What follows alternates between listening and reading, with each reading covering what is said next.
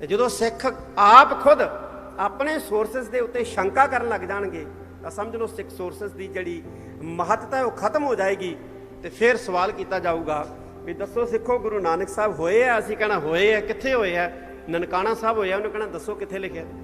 ਅਸੀਂ ਮਾਡਰਨ ਯੂਨੀਵਰਸਿਟੀਆਂ ਦੇ ਵਿਦਵਾਨਾਂ ਦੀਆਂ ਕਿਤਾਬਾਂ ਜਿਹੜੀਆਂ ਚੱਕ ਕੇ ਦਿਖਾਵਾਂਗੇ, ਆਹ ਲਿਖਿਆ। ਉਹਨੇ ਕਹਿਣਾ ਇਹ ਤਾਂ ਕੱਲ੍ਹ ਲਿਖਿਆ, ਇਹ ਤਾਂ ਕੱਲ੍ਹ ਦੀਆਂ ਕਿਤਾਬਾਂ ਨੇ।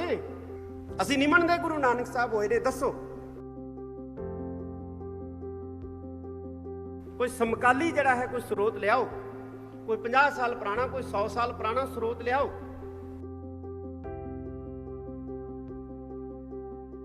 ਈਸਾਈ ਯਹੂਦੀ ਮਤ ਦੀ ਵਿਚਾਰਧਾਰਾ ਦਾ ਪ੍ਰਭਾਵ ਹੈ, ਨਾ ਸਨਾਤਨੀ ਵਿਚਾਰਧਾਰਾ ਦਾ ਪ੍ਰਭਾਵ ਹੈ। ਗੁਰੂ ਨਾਨਕ ਸਾਹਿਬ ਦੀ ਆਪਣੀ ਮੌਲਿਕ ਵਿਚਾਰਧਾਰਾ ਹੈ, ਜਿਹਦੇ ਤੇ ਕਿਸੇ ਹੋਰ ਵਿਚਾਰਧਾਰਾ ਦਾ ਪਰਛਾਵਾਂ ਜਿਹੜਾ ਹੈ ਉਹ ਨਜ਼ਰ ਨਹੀਂ ਆਉਂਦਾ ਜਦੋਂ ਅਸੀਂ ਇਹਦਾ ਗਹਿਰਾਈ ਦੇ ਨਾਲ ਅਧਿਐਨ ਕਰਦੇ ਹਾਂ।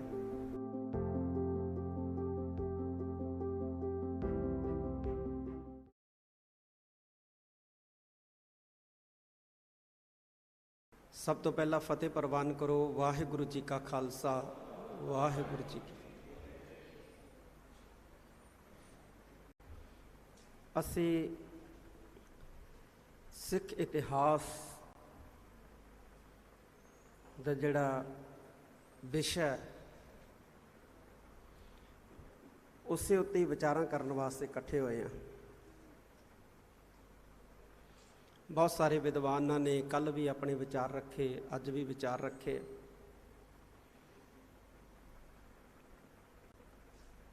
ਮੈਂ ਇੱਕ ਗੱਲ ਕਹਿ ਦਿਆਂ ਕਿ ਗੁਰੂ ਨਾਨਕ ਸਾਹਿਬ ਦੀ ਜਿਹੜੀ ਵਿਚਾਰਧਾਰਾ ਹੈ, ਜੋ ਇੱਕ ਓਅੰਕਾਰ ਤੋਂ ਲੈ ਕੇ 18, 10, 20 ਤੱਕ ਸਮੁੱਚੀ ਗੁਰਬਾਣੀ ਦੇ ਵਿੱਚ ਵਿਦਮਾਨ ਸੁਭਾਈਮਾਨ ਹੈ,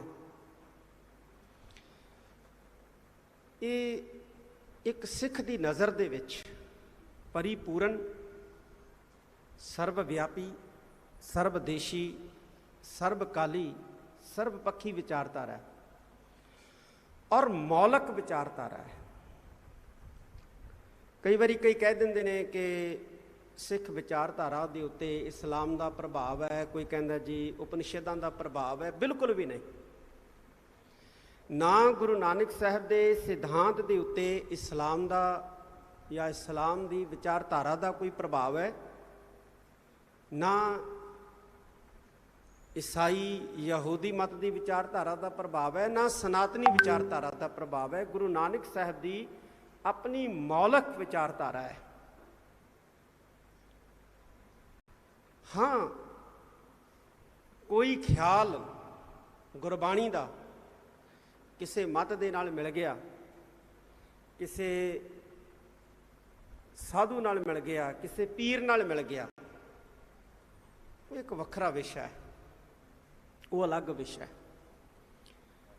ਪਰ ਇੱਕ ਸੁਤੰਤਰ ਤੇ ਮੌਲਿਕ ਵਿਚਾਰਧਾਰਾ ਹੈ, ਜਿਹਦੇ ਤੇ ਕਿਸੇ ਹੋਰ ਵਿਚਾਰਧਾਰਾ ਦਾ ਪਰਛਾਵਾਂ ਜਿਹੜਾ ਹੈ ਉਹ ਨਜ਼ਰ ਨਹੀਂ ਆਉਂਦਾ ਜਦੋਂ ਅਸੀਂ ਇਹਦਾ ਗਹਿਰਾਈ ਦੇ ਨਾਲ ਅਧਿਐਨ ਕਰਦੇ ਹਾਂ।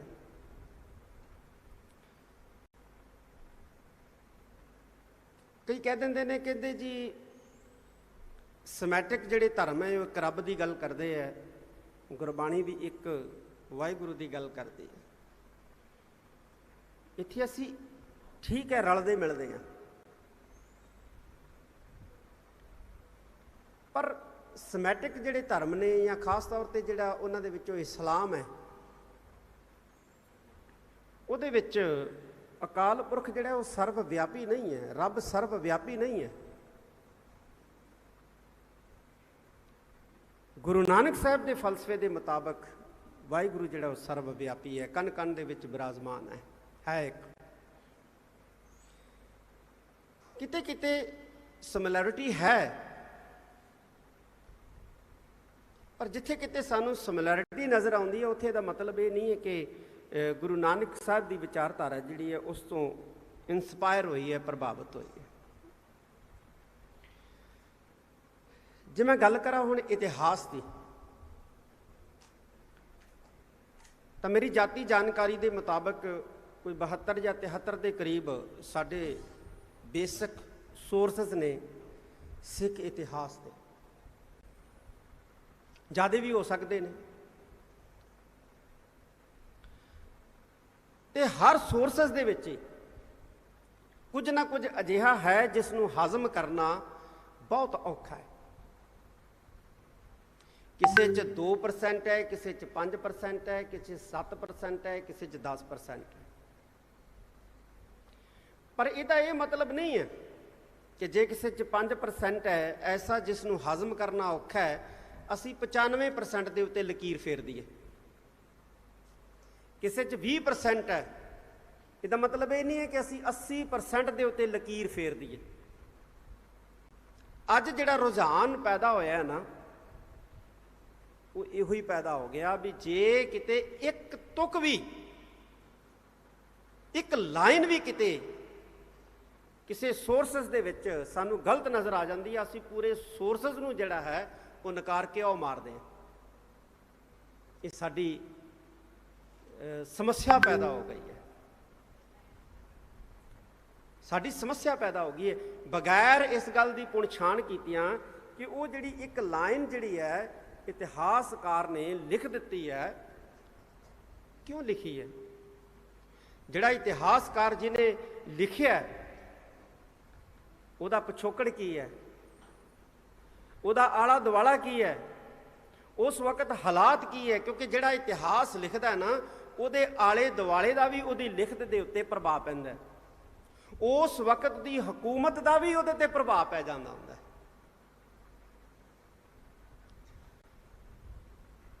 ਬਾਬਾ ਹੰਦਾਲ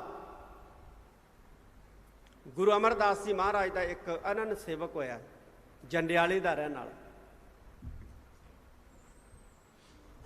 ਉਹ ਇੱਕ ਅਨੰਨ ਸੇਵਕ ਸੀ। ਗੁਰੂ ਅਮਰਦਾਸ ਜੀ ਮਹਾਰਾਜ ਨੇ ਉਸ ਨੂੰ ਮੰਜੀ ਦੀ ਬਖਸ਼ਿਸ਼ ਕੀਤੀ, ਪਰ ਕਿਹਾ ਜਾ ਭਾਈ ਪੁਰਖਾ, ਗੁਰੂ ਅਮਰਦਾਸ ਜੀ ਮਹਾਰਾਜ ਨੇ ਉਹਨੂੰ ਮੰਜੀ ਦੀ ਬਖਸ਼ਿਸ਼ ਕੀਤੀ, ਕਿਹਾ ਜਾ ਪੁਰਖਾ ਆਪਣੇ ਇਲਾਕੇ 'ਚ ਸਿੱਖੀ ਦਾ ਪ੍ਰਚਾਰ ਕਰ। ਸਿੱਖੀ ਦਾ ਪ੍ਰਚਾਰ ਕਰਨ ਲੱਗਿਆ, ਲੇਕਿਨ ਉਹਦਾ ਜਿਹੜਾ ਪੁੱਤਰ ਸੀ ਬਿਧੀ ਚੰਦ, ਇੱਕ ਤਾਂ ਬਾਬਾ ਬਿਧੀ ਚੰਦ ਜੀ ਬਹਾਦਰ ਹੋਏ ਆ ਨਾ, 6ਵੇਂ ਪਾਤਸ਼ਾਹ ਦੇ ਸਿੱਖੋ ਨਹੀਂ ਹੈ, ਇਹ ਬਾਬੇ ਹੰਦਾਲ ਦਾ ਪੁੱਤਰ ਸੀ ਬਿਧੀ ਚੰਦ। ਉਹਨੇ ਆਪਣੇ ਪਿਤਾ ਦੇ ਚਲਾਣੇ ਤੋਂ ਬਾਅਦ ਆਪਣੇ ਆਪ ਨੂੰ ਆਪਣੇ ਪਿਤਾ ਦੀ ਜਗ੍ਹਾ ਦੇ ਉੱਤੇ ਮਹੰਤ ਡਿਕਲੇਅਰ ਕਰ ਦਿੱਤਾ, ਗੁਰੂ ਸਥਾਪਿਤ ਕਰ ਦਿੱਤਾ ਕਿ ਮੇਰਾ ਬਾਬਾ ਹੰਦਾਲ ਜਿਹੜਾ ਸੀ ਉਹ ਇੱਕ ਬਹੁਤ ਵੱਡੇ ਗੱਦੀ ਦੇ ਉੱਤੇ ਸੀ ਤੇ ਹੁਣ ਉਹਨਾਂ ਦਾ ਗੱਦੀ ਨਸ਼ੀਨ ਮੈਂ ਆ। ਲੇਕਿਨ ਉਹ ਆਯਾਸ਼ ਸੀ। ਉਹਨੇ ਇੱਕ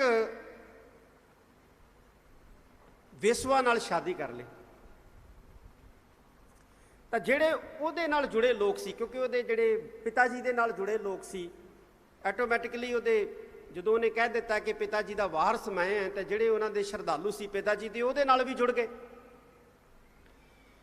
ਤਾਂ ਉਹਨਾਂ ਨੇ ਸਵਾਲ ਕਰਨੇ ਸ਼ੁਰੂ ਕਰਤੇ ਵੀ ਇਹ ਕੀ ਕੀਤਾ ਤੂੰ,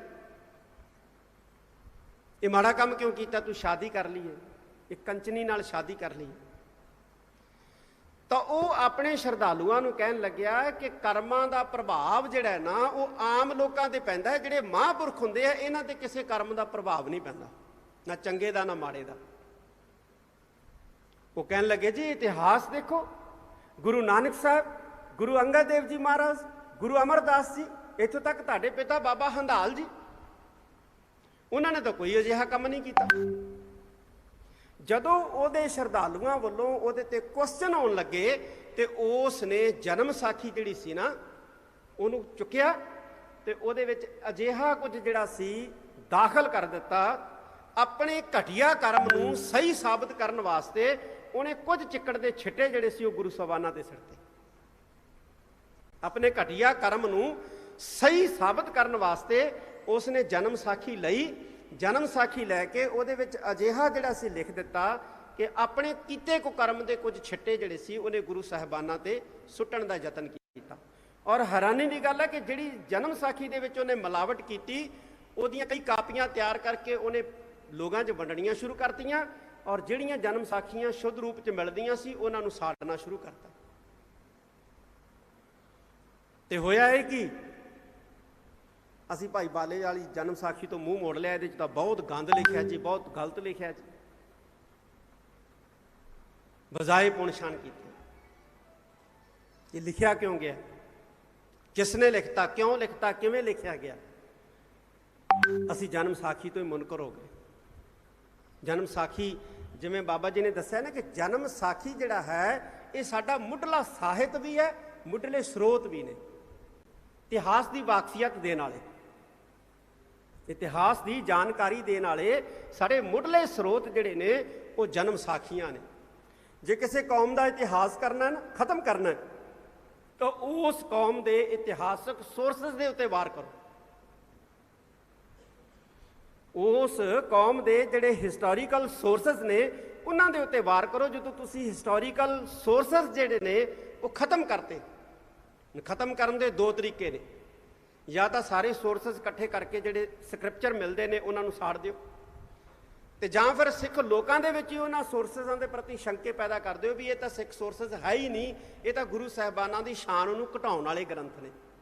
ਤੇ ਜਦੋਂ ਸਿੱਖ ਆਪ ਖੁਦ ਆਪਣੇ ਸੋਰਸਸ ਦੇ ਉੱਤੇ ਸ਼ੰਕਾ ਕਰਨ ਲੱਗ ਜਾਣਗੇ ਤਾਂ ਸਮਝ ਲਓ ਸਿੱਖ ਸੋਰਸਸ ਦੀ ਜਿਹੜੀ ਮਹੱਤਤਾ ਹੈ ਉਹ ਖਤਮ ਹੋ ਜਾਏਗੀ। ਤੇ ਫਿਰ ਸਵਾਲ ਕੀਤਾ ਜਾਊਗਾ ਵੀ ਦੱਸੋ ਸਿੱਖੋ ਗੁਰੂ ਨਾਨਕ ਸਾਹਿਬ ਹੋਏ ਆ? ਅਸੀਂ ਕਹਿਣਾ ਹੋਏ ਆ। ਕਿੱਥੇ ਹੋਏ ਆ? ਨਨਕਾਣਾ ਸਾਹਿਬ ਹੋਇਆ। ਉਹਨੂੰ ਕਹਿਣਾ ਦੱਸੋ ਕਿੱਥੇ ਲਿਖਿਆ? ਅਸੀਂ ਮਾਡਰਨ ਯੂਨੀਵਰਸਿਟੀਆਂ ਦੇ ਵਿਦਵਾਨਾਂ ਦੀਆਂ ਕਿਤਾਬਾਂ ਜਿਹੜੀਆਂ ਚੱਕ ਕੇ ਦਿਖਾਵਾਂਗੇ, ਆਹ ਲਿਖਿਆ। ਉਹਨੇ ਕਹਿਣਾ ਇਹ ਤਾਂ ਕੱਲ੍ਹ ਲਿਖਿਆ, ਇਹ ਤਾਂ ਕੱਲ੍ਹ ਦੀਆਂ ਕਿਤਾਬਾਂ ਨੇ। ਅਸੀਂ ਕਹਾਂਗੇ ਡਾਕਟਰ ਗੰਡਾ ਸਿੰਘ ਨੇ ਲਿਖਿਆ ਜੀ, ਕਰਮ ਸਿੰਘ ਹਿਸਟੋਰੀਅਨ ਨੇ ਲਿਖਿਆ। ਉਹਨੇ ਕਹਿਣਾ ਇਹ ਤਾਂ 19ਵੀਂ 20ਵੀਂ ਸਦੀ ਦੇ ਵਿਦਵਾਨ ਹੈ। ਅਸੀਂ ਨਹੀਂ ਮੰਨਦੇ ਗੁਰੂ ਨਾਨਕ ਸਾਹਿਬ ਹੋਏ ਨੇ। ਦੱਸੋ ਕੋਈ ਸਮਕਾਲੀ ਜਿਹੜਾ ਹੈ ਕੋਈ ਸਰੋਤ ਲਿਆਓ, ਕੋਈ 50 ਸਾਲ ਪੁਰਾਣਾ, ਕੋਈ 100 ਸਾਲ ਪੁਰਾਣਾ ਸਰੋਤ ਲਿਆਓ। ਉਹ ਅਸੀਂ ਖਤਮ ਕਰ ਚੁੱਕੇ ਹੋਵਾਂਗੇ। ਅੱਜ ਦੀ ਜਿਹੜੀ ਇਹ 2 ਰੋਜ਼ਾ ਸਿੱਖ ਇਤਿਹਾਸ ਦੀ ਕਾਨਫਰੰਸ ਕਰਨ ਦਾ ਜਿਹੜਾ ਮਕਸਦ ਹੈ ਉਹ ਇਹੋ ਹੀ ਹੈ ਕਿ ਅਸੀਂ ਆਪਣੇ ਸਕਾਲਰਾਂ ਨੂੰ, ਆਪਣੀ ਕੌਮ ਦੇ ਨਵੇਂ ਜਿਹੜੇ ਹਿਸਟੋਰੀਅਨ ਪੈਦਾ ਹੋ ਰਹੇ ਨੇ, ਉਹਨਾਂ ਨੂੰ ਇਹਨਾਂ ਸਰੋਤਾਂ ਦੀ ਮਹੱਤਤਾ ਤੋਂ ਅਸੀਂ ਵਿਦਵਾਨਾਂ ਦੇ ਰਾਹੀਂ ਜਾਣੂ ਕਰਵਾ ਸਕੀਏ। ਜਿਹੜੇ ਸਾਡੇ ਇਤਿਹਾਸਿਕ ਸਰੋਤ ਪਏ ਨੇ, ਹੱਥ ਲਿਖਤਾਂ ਦੇ ਅੰਦਰ ਪਏ ਨੇ, ਉਹਨਾਂ ਨੂੰ ਸੰਭਾਲਣ ਦੀ ਬੜੀ ਵੱਡੀ ਜਿਹੜੀ ਹੈ ਅੱਜ ਜ਼ਰੂਰਤ ਹੈ। ਉਹਨੂੰ ਡਿਜੀਟਲ ਕਰਨ ਦੀ ਬਹੁਤ ਸਾਰੀਆਂ ਸਿੱਖ ਸੰਸਥਾਵਾਂ ਡਿਜੀਟਲ ਕਰਨ ਲੱਗੀਆਂ ਹੋਈਆਂ ਨੇ, ਡਿਜੀਟਲ ਹੋ ਵੀ ਚੁੱਕੇ ਨੇ, ਤਾਂ ਬੜੀ ਵੱਡੀ ਜ਼ਰੂਰਤ ਹੈ। ਹੁਣ ਦੇਖੋ ਗੁਰਪ੍ਰਤਾਪ ਸੂਰਜ ਗ੍ਰੰਥ ਭਾਈ ਵੀਰ ਸਿੰਘ ਜੀ ਨੇ ਉਹਦੀ ਸੰਪਾਦਨਾ ਕੀਤੀ ਹੈ। ਮੈਂ ਸਮਝਦਾ ਕਿ ਭਾਈ ਵੀਰ ਸਿੰਘ ਸਿੱਖ ਮਤ ਦੇ ਅੰਦਰ ਬਹੁਤ ਟੌਪ ਮੋਸਟ ਸਕਾਲਰ ਨੇ, ਬਹੁਤ। ਉਹਨਾਂ ਨੇ ਜਦੋਂ ਗੁਰਪ੍ਰਤਾਪ ਸੂਰਜ ਗ੍ਰੰਥ ਦੀ ਸੰਪਾਦਨਾ ਕੀਤੀ ਹੈ ਤੇ ਉਹਨਾਂ ਦੀ ਨਜ਼ਰ ਦੇ ਵਿੱਚ ਵੀ ਤਾਂ ਉਹ ਕੁਝ ਆਇਆ ਨਾ ਜਿਹੜਾ ਹਜ਼ਮ ਨਹੀਂ ਹੋ ਸਕਦਾ, ਲੇਕਿਨ ਉਹਨਾਂ ਨੇ ਉਹ ਚੀਜ਼ ਨੂੰ ਬਾਹਰ ਨਹੀਂ ਕੱਢਿਆ। ਉਹਨਾਂ ਨੇ ਉਹ ਚੀਜ਼ ਨੂੰ ਬਾਹਰ ਨਹੀਂ ਕੱਢਿਆ। ਫਰਜ਼ ਕਰੋ ਇੱਕ ਲਾਈਨ ਜਿਹੜੀ ਹੈ ਗੁਰਪ੍ਰਤਾਪ ਸੂਰਜ ਗ੍ਰੰਥ ਦੇ ਵਿੱਚ ਕਵੀ ਸੰਤੋਖ ਸਿੰਘ ਲਿਖ ਦਿੱਤੀ ਕਿ ਗੁਰੂ ਗੋਬਿੰਦ ਸਿੰਘ ਜੀ ਨੇ ਦੇਵੀ ਜਿਹੜੀ ਹੈ ਪ੍ਰਗਟ ਕੀਤੀ। ਭਾਈ ਵੀਰ ਸਿੰਘ ਜੀ ਨੇ ਉਸ ਇੱਕ ਪੰਕਤੀ ਦਾ ਖੰਡਨ ਕਰਨ ਵਾਸਤੇ ਕਿੰਨੇ ਪੇਜ ਲਿਖ ਦਿੱਤੇ ਪਰਿਆਇਆਂ ਦੇ ਵਿੱਚ। ਇੱਕ ਵੱਖਰੀ ਕਿਤਾਬ ਵੀ ਦੇਵੀ ਪੂਜਨ ਪ੍ਰਸੰਗ ਜਿਹੜੀ ਹੈ ਭਾਈ ਵੀਰ ਸਿੰਘ ਜੀ ਨੇ ਛਾਪਤੀ। ਇੱਕ ਪੰਕਤੀ ਦਾ ਖੰਡਨ ਕਰਨ ਵਾਸਤੇ ਉਹਨਾਂ ਨੇ 70 ਪੇਜ ਲਿਖ ਦਿੱਤੇ, ਲੇਕਿਨ ਉਹ ਇੱਕ ਪੰਕਤੀ ਨੂੰ ਬਾਹਰ ਨਹੀਂ ਕੱਢਿਆ। ਇੱਕ ਪੰਕਤੀ ਜਿਹੜੀ ਸੀ ਉਹਨੂੰ ਬਾਹਰ ਨਹੀਂ ਕੱਢਿਆ। ਉਸ ਇੱਕ ਪੰਕਤੀ ਦਾ ਖੰਡਨ ਕਰਨ ਵਾਸਤੇ ਕਹਿ ਲਓ ਜਾਂ ਉਸ ਇੱਕ ਪੰਕਤੀ ਦਾ ਮੰਨਣ ਕਰਨ ਵਾਸਤੇ ਉਹਨਾਂ ਨੇ 70-75 ਪੇਜ ਜਿਹੜੇ ਹੈ ਉਹ ਲਿਖ ਦਿੱਤੇ, ਸਾਬਤ ਕਰ ਦਿੱਤਾ ਕਿ ਗੁਰੂ ਗੋਬਿੰਦ ਸਿੰਘ ਜੀ ਨੇ ਕੋਈ ਦੇਵੀ ਦੂਵੀ ਨਹੀਂ ਪੂਜੀ ਹੈ। ਉਹ ਬਾਹਰ ਵੀ ਕੱਢ ਸਕਦੇ ਸੀ, ਲੇਕਿਨ ਕਿਉਂ ਨਹੀਂ ਬਾਹਰ ਕੱਢਿਆ ਚੀਜ਼? ਕਿਉਂਕਿ ਉਹਨਾਂ ਦੀ ਧਾਰਨਾ ਹੈ ਕਿ ਜੇ ਅਸੀਂ ਇਹ ਕੁਝ ਬਾਹਰ ਕੱਢ ਦਿੱਤਾ ਕਿਤੇ ਸਾਡੇ ਇਹਨਾਂ ਸਕ੍ਰਿਪਚਰਸ ਦੀ ਓਰੀਜਨੈਲਿਟੀ ਜਿਹੜੀ ਹੈ ਉਹ ਖਤਮ ਨਾ ਹੋ ਜਾਏ। ਹੁਣ ਜਿਹੜੇ ਸਾਡੇ ਹੱਥ ਲਿਖਤ ਪਏ ਨੇ ਉਹਨਾਂ ਦੇ ਵਿੱਚ ਤਾਂ ਇਹ ਹੈ ਨਾ ਚੀਜ਼ਾਂ, ਅਸੀਂ ਬਾਹਰ ਕੱਢ ਕੇ ਨਵੇਂ ਰੂਪ 'ਚ ਛਾਪ ਦਿਆਂਗੇ। ਜਿਹੜਾ ਰਿਸਰਚਰ ਹੈ ਉਹ ਮੁੱਢਲਾ ਸਰੋਤ ਭਾਲਦਾ ਹੁੰਦਾ, ਸਭ ਤੋਂ ਪੁਰਾਣਾ ਸਰੋਤ ਭਾਲਦਾ ਹੁੰਦਾ, ਤੇ ਜੇ ਉਹਨੇ ਸਭ ਤੋਂ ਪੁਰਾਣਾ ਸਰੋਤ ਚੁੱਕ ਲਿਆ ਤੇ ਉਹਨੇ ਕਹਿਣਾ ਜੀ ਇਹ ਨਵਾਂ ਤਾਂ ਸਾਰਾ ਕੁਝ ਹੀ ਬਦਲਿਆ ਹੋਇਆ। ਤਾਂ ਇਹ ਚੀਜ਼ਾਂ ਸਮਝਣ ਦੀ ਬਹੁਤ ਵੱਡੀ ਜ਼ਰੂਰਤ ਹੈ। ਸਾਡੇ ਇਤਿਹਾਸਕਾਰਾਂ ਨੂੰ, ਬੜੇ ਵਿਦਵਾਨ ਬੈਠੇ ਨੇ, ਮਹੱਤਤਾ ਨੂੰ ਸਮਝੀਏ। ਮੈਂ ਸਿਰਫ ਤੁਹਾਡਾ ਧੰਨਵਾਦ ਕਰਨ ਵਾਸਤੇ ਇੱਥੇ ਹਾਜ਼ਰ ਹੋਏ ਹਾਂ। ਤੁਸੀਂ ਕੱਲ੍ਹ ਵੀ ਭਰਪੂਰ ਗਿਣਤੀ ਦੇ ਵਿੱਚ ਹਾਜ਼ਰੀਆਂ ਭਰੀਆਂ ਨੇ। ਅੱਜ ਵੀ ਮੇਰੀ ਕੌਮ ਦੇ ਸਕਾਲਰਸ ਬੈਠੇ ਨੇ, ਜਿੰਦਜਾਨ ਹੁੰਦੇ ਆ। ਇੱਕ ਇਹ ਵੀ ਧਾਰਨਾ ਹੈ ਕਿ ਜੇ ਕਿਸੇ ਕੌਮ ਨੂੰ ਖਤਮ ਕਰਨਾ ਨਾ, ਤੇ ਉਹਦੇ ਸਕਾਲਰਸ, ਉਹਦੇ ਵਿਦਵਾਨਾਂ ਨੂੰ ਖਤਮ ਕਰ ਦਿਓ। ਕਿਵੇਂ ਖਤਮ ਕਰ ਦਿਓ? 2 ਤਰੀਕਿਆਂ ਨਾਲ ਜਾਂ 3 ਤਰੀਕਿਆਂ ਨਾਲ। ਜਾਂ ਤਾਂ ਉਹਨਾਂ ਨੂੰ ਖਰੀਦ ਲਓ, ਉਹਨਾਂ ਦੀਆਂ ਕਲਮਾਂ ਖਰੀਦ ਲਓ, ਉਹਨਾਂ ਦੀ ਆਵਾਜ਼ ਖਰੀਦ ਲਓ। ਤੇ ਜੇ ਨਹੀਂ ਖਰੀਦੇ ਜਾਂਦੇ, ਨਹੀਂ ਉਹਨਾਂ ਦੀ ਆਵਾਜ਼ ਖਰੀਦੀ ਜਾਂਦੀ, ਨਹੀਂ ਉਹਨਾਂ ਦੀਆਂ ਕਲਮਾਂ ਖਰੀਦੀਆਂ ਜਾਂਦੀਆਂ, ਤੇ ਫਿਰ ਉਹਨਾਂ ਨੂੰ ਉਹਨਾਂ ਦੀ ਕੌਮ ਦੇ ਵਿੱਚ ਜਲੀਲ ਕਰਨ ਦਾ ਯਤਨ ਕਰੋ, ਤਾਂ ਕਿ ਉਹ ਡਿਮੋਰਲਾਈਜ਼ ਹੋ ਜਾਣ, ਨਿਰਾਸ਼ ਹੋ ਜਾਣ। ਸਾਡੀ ਕੌਮ ਹੀ ਸਾਨੂੰ ਗਾਲਾਂ ਕੱਢੀ ਜਾਂਦੀ ਹੈ, ਜਾਂ ਉਹ ਛੱਡ ਦੇਣ ਕੰਮ। ਇਹ ਵੀ ਤਰੀਕੇ ਜਿਹੜੇ ਆ ਇਸਤੇਮਾਲ ਕੀਤੇ ਜਾਂਦੇ ਆ। ਤੇ ਜਿਹੜੀ ਕੌਮ ਦੇ ਵਿਦਵਾਨ ਖਤਮ ਹੋ ਜਾਂਦੇ ਆ, ਉਹ ਕੌਮਾਂ ਵੀ ਜਿਹੜੀਆਂ ਸੁੱਕਣੀਆਂ ਸ਼ੁਰੂ ਹੋ ਜਾਂਦੀਆਂ। ਅੱਜ ਵਿਦਵਾਨਾਂ ਨੂੰ ਜ਼ਿੰਦਾ ਰੱਖਣ ਦੀ, ਤਰੋਤਾਜ਼ਾ ਰੱਖਣ ਦੀ ਕੌਮਾਂ ਲਈ ਬੜੀ ਵੱਡੀ ਜ਼ਰੂਰਤ ਹੈ। ਵਿਦਵਾਨਾਂ ਦਾ ਮਾਣ ਸਤਿਕਾਰ ਕਰਨ ਦੀ, ਅਦਬ ਸਤਿਕਾਰ ਕਰਨ ਦੀ ਬੜੀ ਵੱਡੀ ਲੋੜ ਹੈ। ਲੇਕਿਨ ਅੱਜ ਹੋ ਕੀ ਰਿਹਾ? ਅੱਜ ਤਿਰਸਕਾਰ ਹੋ ਰਿਹਾ ਵਿਦਵਾਨਾਂ ਦਾ। ਉਹਨਾਂ ਦਾ ਵੀ ਤਿਰਸਕਾਰ ਹੋ ਰਿਹਾ ਜਿਹੜੇ ਔਰਲ ਸਿੱਖ ਇਤਿਹਾਸ, ਸਿੱਖ ਫਲਸਫੇ ਦੀ ਗੱਲ ਕਰਦੇ ਨੇ। ਉਹਨਾਂ ਦਾ ਵੀ ਤਿਰਸਕਾਰ ਹੋ ਰਿਹਾ ਜਿਹੜੇ ਲਿਖਤਾਂ ਰਾਹੀਂ ਸਿੱਖ ਫਲਸਫੇ ਦੀ, ਸਿੱਖ ਇਤਿਹਾਸ ਦੀ ਗੱਲ ਕਰਦੇ ਨੇ। ਤਾਂ ਇੱਕ ਬੜੀ ਇਹਦੇ ਪਿੱਛੇ ਗਹਿਰੀ ਜਿਹੜੀ ਹੈ ਉਹ ਸਾਜ਼ਿਸ਼ ਨਜ਼ਰ ਆਉਂਦੀ ਹੈ। ਪੈਰਲਲ ਕੌਮਾਂ ਵੱਲ ਦੇਖੋ, ਉਹ ਆਪਣੇ ਕਿਵੇਂ ਜਿਹੜੇ ਇੰਟੈਲੈਕਚੁਅਲ ਪਰਸਨ ਨੇ, ਕਿਵੇਂ ਉਹਨਾਂ ਦਾ ਉਹ ਲੈ ਰਹੇ ਨੇ, ਉਹਨਾਂ ਨੂੰ ਮਾਣ ਸਨਮਾਨ ਦੇ ਰਹੇ ਨੇ, ਕਿਉਂਕਿ ਉਹਨਾਂ ਕੋਲੇ ਪਾਵਰ ਹੈ, ਸੱਤਾ ਦੀ ਪਾਵਰ। ਉਹਨਾਂ ਨੂੰ ਯੂਨੀਵਰਸਿਟੀਆਂ 'ਚ ਫਿੱਟ ਕਰ ਰਹੇ ਨੇ। ਕਿਸੇ ਨੂੰ VC ਲਾਤਾ, ਕਿਸੇ ਨੂੰ ਹੈਡ HOD ਲਾਤਾ। ਤਾਂ ਸਾਡੇ ਕੋਲੇ ਗੁਰੂ ਦੀ ਪਾਵਰ ਹੈ, ਸੱਤਾ ਦੀ ਪਾਵਰ ਨਹੀਂ ਹੈ, ਲੇਕਿਨ ਸਾਡੇ ਕੋਲੇ ਗੁਰੂ ਦੀ ਪਾਵਰ ਹੈ, ਜਿਹੜੀ ਕਿ ਸਦੀਵੀ ਹਮੇਸ਼ਾ ਲਈ ਹੈ। ਇਹ ਜਿਹੜੀਆਂ ਸੱਤਾ ਦੀਆਂ ਪਾਵਰਾਂ ਹੁੰਦੀਆਂ ਤਾਂ ਆਉਂਦੀਆਂ ਜਾਂਦੀਆਂ ਨੇ। ਅਸੀਂ ਵੇਖਦੇ ਹਾਂ ਇਤਿਹਾਸ ਰਾਹੀਂ ਹਜ਼ਾਰਾਂ ਸਾਲਾਂ ਤੋਂ, ਕਦੇ ਇੱਥੇ ਹੂਣ ਆਏ, ਕਦੇ ਸ਼ੱਕ ਆਏ, ਕਦੇ ਕੁਸ਼ਾਣ ਆਏ, ਕਦੇ ਮੰਗੋਲ ਆਏ, ਕਦੇ ਤੁਰਕ ਆਏ, ਕਦੇ ਮੁਗਲ ਆਏ। ਜੇ ਉਹ ਨਹੀਂ ਰਹੇ ਤੇ ਰਹਿਣਾ ਅੱਜ ਦਿਆਂ ਨੇ ਵੀ ਨਹੀਂ ਹੈ। ਲੇਕਿਨ ਸਾਡੇ ਕੋਲੇ ਜਿਹੜੀ ਪਾਵਰ ਹੈ ਉਹ ਗੁਰੂ ਨਾਨਕ ਸਾਹਿਬ ਦੇ ਫਲਸਫੇ ਦੀ ਪਾਵਰ ਹੈ, ਗੁਰੂ ਨਾਨਕ ਸਾਹਿਬ ਦੀ ਅਜ਼ਮਤ ਦੀ ਪਾਵਰ ਹੈ, ਜਿਸ ਨੂੰ ਅਸੀਂ ਆਪਣੀ ਚੜ੍ਹਦੀ ਕਲਾ ਦੇ ਲਈ ਇਸਤੇਮਾਲ ਕਰਨ ਦੀ ਜਾਂਚ ਸਿੱਖਣੀ ਹੈ। ਮੈਂ ਬਹੁਤ, ਕਿਉਂਕਿ ਨਾਂ ਲੈਣ ਲੱਗਾ ਤਾਂ ਸਮਾਂ ਜ਼ਿਆਦਾ ਲੱਗ ਜਾਏਗਾ। ਮੈਂ ਬਹੁਤ ਸਾਰਿਆਂ ਦਾ ਧੰਨਵਾਦ ਕਰਦਾ।